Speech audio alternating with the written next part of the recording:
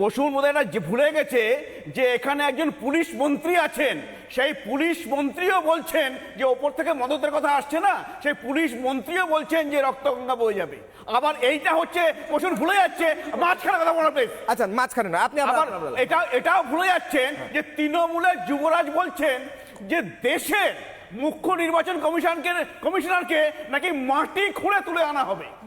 তারপরে তিনি বলছেন গাছে পশুর মাঝখানে মিউজিক বাজিও না, ঠিক আছে। এবার তিনি এই কথা বলছেন যে গাছের গায়ে বেঁধে রাখা হবে।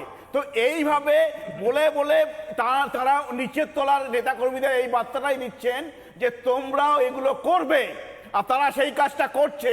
যার জন্য এই অনেক বিএলও যারা হচ্ছে এখন এই ভয়ে রয়েছে, চিন্তায় রয়েছে, তার জন্য আমি একটা কথা বললাম কিশলয়, এই বিএলওরা যে দাবি করেছেন নির্বাচন কমিশনের কাছে, একটি দাবি ছিল যে কোনো ফর্মে যদি আমাদের ভুলবশত কোনো মৃত ব্যক্তির নাম উঠে যায় বা যদি কেউ এখানে নেই তার নাম যদি উঠে যায় তাহলে দায়ী হবে বিএলএরা, আমরা বিএলওরা হব না।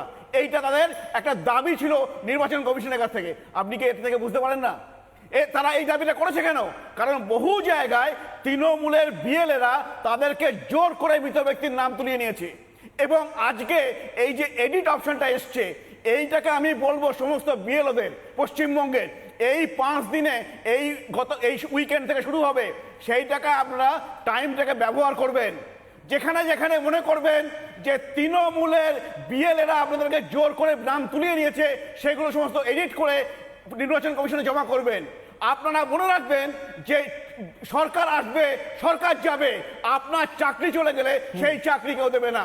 সুতরাং এইগুলো হচ্ছে, আমি কোনো হুমকি দিচ্ছি না, আমি সতর্ক বাণী দিচ্ছি, সতর্ক বার্তা বলছি। সুতরাং সেইগুলো আপনারা এই 5 দিনের মধ্যে ঠিক করে দেবেন যাতে তৃণমূল এইগুলো করতে না পারে। যেগুলো তারা করে এসছে এই বিএলএরা, তাদেরকে বলা হচ্ছে ম্যান মার্কিং করবে, যেখানে বিএলওরা যাবে সাথে সাথে যাবে। কে বলেছে? তৃণমূলের ঝান্ডা নিয়ে 5-6 জন মিলে যাচ্ছে হচ্ছে বিএলওর সাথে, কেউ না অনুমতি দিয়েছিল।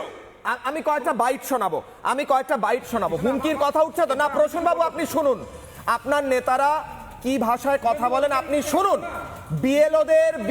বিএলওদের কি ভাষায় এবং নাম বাদ গেলে তারা কি পরিণতির কথা বলছেন শুনুন তৃণমূল নেতাদের বক্তব্য। আমরা এসআইআর রুখবো, একটা বৈধ ভোটারের নাম যদি বাদ যায় তাহলে আগুন জ্বলবে, রক্তগঙ্গা বইয়ে দেবো বাংলা জুড়ে। বিএলও যদি বেইমানি করে ইমিডিয়েটলি রিপ্লেস, একটা নামও যেন না কাটে। বৈধ ভোটারের নাম কাটা গেলে সুকান্ত মজুমদারও তার বাড়িতে থাকতে পারবে না। তালিকা থেকে বাদ দেওয়া হয়, আমরা হরিশ্চন্দ্রপুরকে লন্ডভন্ড করে দিই। ভোটার তালিকা থেকে বাদ নাম পড়লে আমি সাবিনা ইয়াসমিন মোটা বাড়িতে লন্ডভন্ড করে রেখে দিব, এটা মনে রাখবেন। ওই এসআইআর এর বদলা হবে, ওই এজেন্ট খুঁজে যাতে না পায়। প্রকৃত ভোটারের নাম বাদ দিয়ে যে এসআইআর, সেটাকে আমরা মানব না এবং এর জন্য লড়াই হবে, আন্দোলন হবে।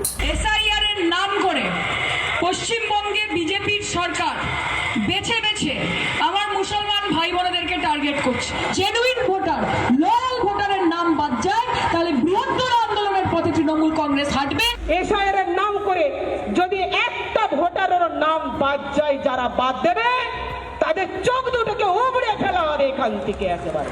একটি প্রকৃত ভোটারের নাম বাদ যায়, তাহলে প্রয়োজন হলে আমরা প্রথমে বোঝাবো, ইচ্ছাকৃত ভুল হলে তার আমরা হাত ভেঙে দেবো। নানা ধরনের কন্টেন্ট দেখার জন্য লাইক করুন, শেয়ার করুন আমাদের ফেসবুক পেজ, সাবস্ক্রাইব করুন আমাদের ইউটিউব চ্যানেল। পাশাপাশি অন্যান্য ব্রেকিং নিউজের জন্য অবশ্যই চোখ রাখুন রিপাবলিক বাংলায়।